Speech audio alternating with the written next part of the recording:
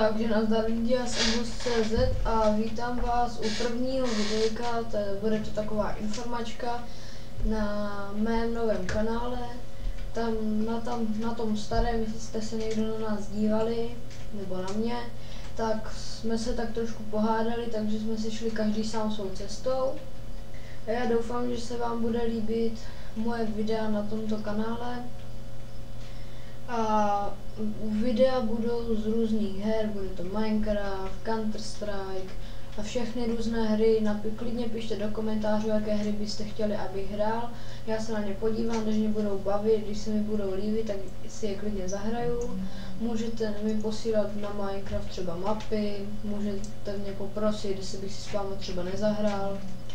Budu točit z Minecraftu určitě normální single player, mody, multiplayer.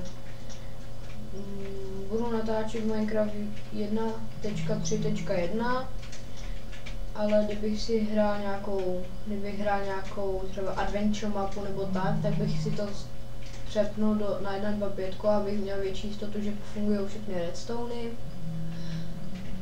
A chtěl bych vás poprosit, abyste, když dáte dislike, tak abyste do komentářů napsali, proč ho dáváte, abych věděl, co mám spravit nebo co dělám špatně.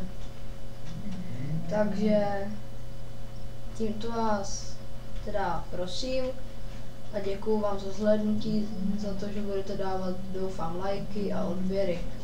Takže čau.